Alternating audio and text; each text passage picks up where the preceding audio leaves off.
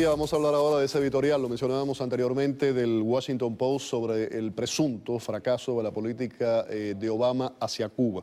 Tengo conmigo aquí de invitados, por una parte, a Marcelino Millares, combatiente de Playa Girón, líder opositor. Gracias por estar aquí en el programa. Gracias. Andrés Alburquerque también me acompaña, analista político. Gracias, Andrés, por estar aquí.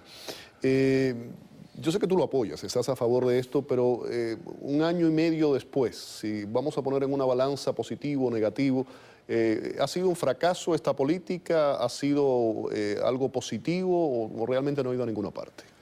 Mire, la opinión mía es completamente diferente en lo que respecta a el esperar que la política norteamericana resuelva nuestro problema es un error. Por lo tanto, mi punto de vista es de que el problema cubano no es entre los Estados Unidos y Cuba y que la política norteamericana falle o no falle. Ese punto lo entiendo, que eso es un asunto de los cubanos. Exactamente. Pero la pregunta específica que yo te hacía es, ¿la política de Obama ha traído cambios positivos? ¿Ha sido positiva? ¿En qué sentido? Entiendo tu punto. Vamos a la política. Los cambios en este año y un poco más. O sea, hay dos cambios importantes dentro de Cuba que el editorial no trata. Primero, en Cuba hay más de 500.000 de cuentapropistas que generan 1,5 millones de trabajos. Significa que en este momento en Cuba, comparado con 50 años atrás... ¿O tú eres que ha empoderado ese sector privado? Existen, son personas que no dependen del Estado. Y eso es una diferencia grandísima que a largo plazo, no a corto plazo, a largo plazo es tremendo. Y segundo, ¿por qué ha aumentado la represión en Cuba?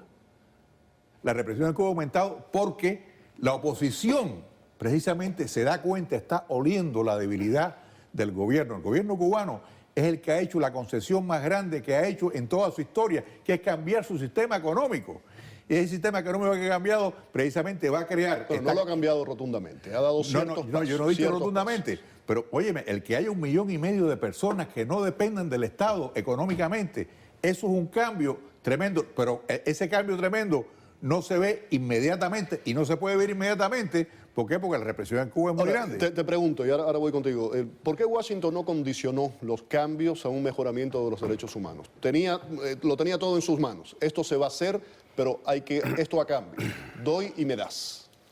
Porque, a mi juicio, a Washington lo que le interesa es su política internacional. ¿Entonces fue un error de Washington no hacerlo?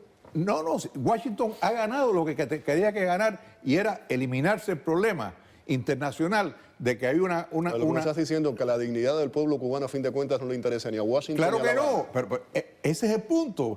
Por eso es que el problema es entre nosotros. A Washington lo que le interesa es el interés de ellos. A ver, Andrés, el interés internacional de los Estados Unidos de salirse del problema de Cuba y liberarse la imagen internacional. ¿Podía haber ejercido una presión diferente el presidente Obama a Washington en estas negociaciones?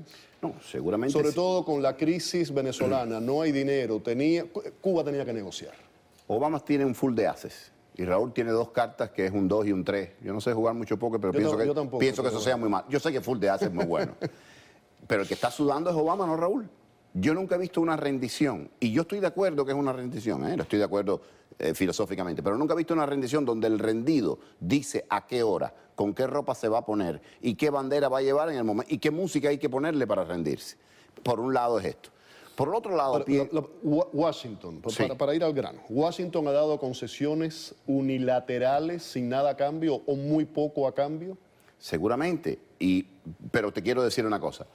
Si la política es un fracaso o no, 1 año y un par de meses, coincido con Marcelino que es demasiado temprano para decirlo. No me atrevo a cantar out ni quieto, no sé. Ahora, la percepción, que es lo más importante en este mundo, como tú bien sabes, la percepción que puede tener una persona que ve el fenómeno de Cuba, es que de este lado se han dado unos determinados pasos constructivos, mientras que del otro lado, lo que Marcelino dice que ocurre ya venía ocurriendo, pero además no confundamos cuentapropista con sector privado. En Cuba no hay nada privado. Los medios fundamentales de producción están en manos del gobierno y de consecuencia del par de hermanos. ¿No estás de acuerdo con lo que decía Marcelino? No, que el cuentapropismo en Cuba venía caminando porque era una necesidad orgánica del régimen. Raúl despidió a 1 millón de trabajadores y simplemente sus trabajadores tenían que encontrarle algo o si no se encontraba con 1 millón de opositores. ¿Cuál era la alternativa? cierro un poco, me hago el de la vista gorda y los dejo y les doy unas cuantas licencias. Marcelino decía, y estoy de acuerdo con él, que el problema de los cubanos es un problema de los cubanos. Los cubanos internamente de cada país. Estamos totalmente de acuerdo. Claro. Ahora, en estas condiciones, después de casi 60 años de dictadura, ¿por qué Washington no condicionó los cambios a un mejoramiento, por ejemplo, de los derechos humanos en la isla?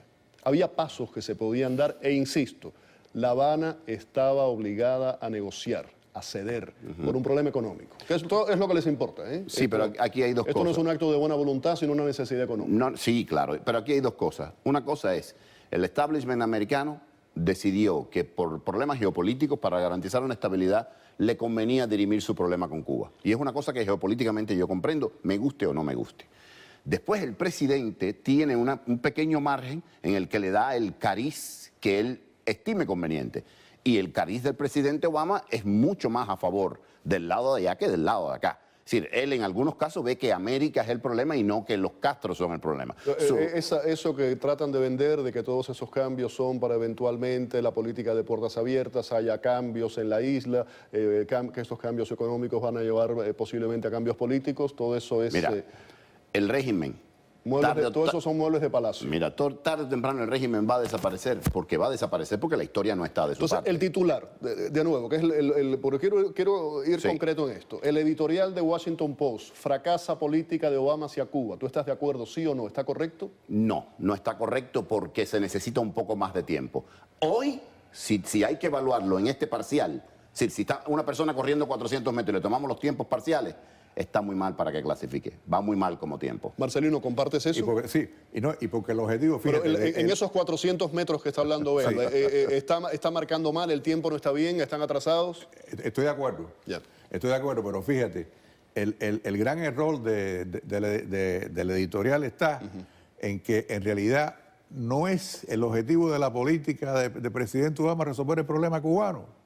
Y entonces ahí el Washington Post está adoptando una actitud superimperialista, como si el gobierno norteamericano, como si el problema fuera entre los Estados Unidos y Cuba. No lo es. Por lo tanto, la política norteamericana en este caso se benefició el interés de los Estados Unidos, no les interesa el interés nuestro de los cubanos. Y eso es lo que tenemos que meternos en la cabeza los cubanos que hemos estado ¿Qué beneficios ha obtenido Estados Unidos? ¿Qué beneficios ha obtenido Estados Unidos hasta ahora? No mucho. Te lo voy a decir, uno. La cumbre de Panamá. La cumbre de Panamá, que yo estuve allí presente, automáticamente se le abrieron todas las puertas. Latinoamérica estaba arrodillada a Obama en la cumbre de Panamá. ¿Por Cuba? ¿Por Cuba? Precisamente por esa negociación que hubo, porque precisamente... ¿Tú me vas a decir que toda Latinoamérica estaba arrodillada ante Panamá simplemente por esa negociación con Cuba? No, lo que yo percibí en Panamá, directamente, lo olí, es que la actitud de los gobiernos latinoamericanos con respecto a los Estados Unidos había cambiado totalmente. Y las imágenes internacionales que se vieron en esa cumbre, los Estados Unidos ganó, que es lo que tenía que hacer desde el punto de vista del interés de los Estados Unidos, no del interés de nosotros los cubanos. O sea, para los Estados Unidos fue un triunfo muy grande que se produjera antes de Panamá, y lo hicieron así, fue el timing perfecto. Por supuesto. O sea, esa es la jugada, es una jugada que los Estados Unidos velan por su interés nacional, no por el nuestro. Por eso es que cuando nosotros enfocamos la cosa que pensamos que no va, no, ellos no tienen por qué hacerlo, y me alegro porque la dependencia que hemos tenido los cubanos de los Estados Unidos ha sido gigantesca, y por eso seguimos aquí, porque hemos estado dependiendo de que nos resuelvan el problema, y tenemos que darnos cuenta que somos nosotros los que tenemos que resolver. Andrés, dos anotaciones. Él tiene mucha razón en lo que está diciendo, Marcelino tiene mucha razón en lo que está diciendo. Ahora, dos anotaciones. El Washington Post, en su editorial, se basa en el discurso del presidente Obama, no es una visión imperialista. Recuerdo textualmente las palabras del presidente Obama cuando dijo: estas medidas desatarán y harán florecer la creatividad de todo un sector pujante privado, que no existe. Número uno. Número dos, yo no estoy tan seguro que Estados Unidos, estoy pensando como americano ahora, Estados Unidos, Joe and Mary, hayan ganado mucho.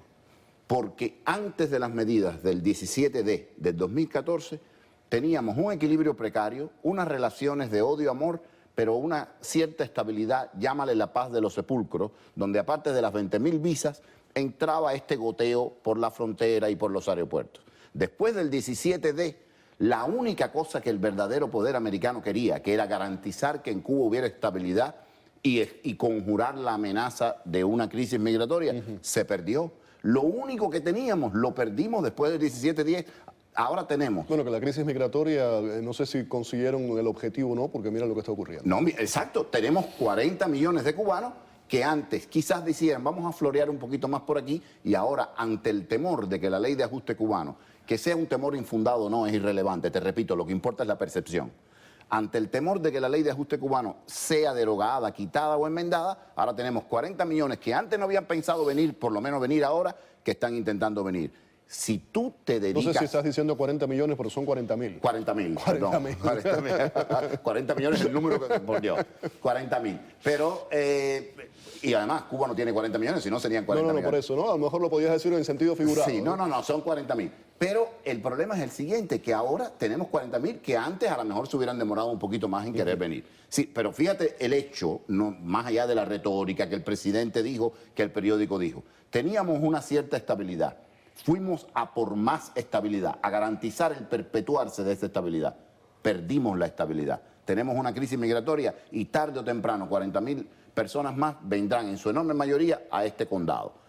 Estemos en disposición de aceptarlos o no, como americanos. Entonces, la política, desde tu punto atrás. de vista, ha dado concesiones unilaterales y no ha recibido nada a cambio. ¿Y ha sido un fracaso, tú dirías? No puedo catalogarla de fracaso. Hasta hoy. Sí, hoy, en los tiempos hoy. parciales este corredor no va a clasificar para la Olimpiada. En los tiempos parciales, a no ser que haga un sprint final espectacular, sus tiempos parciales dejan mucho que desear. Marcelino.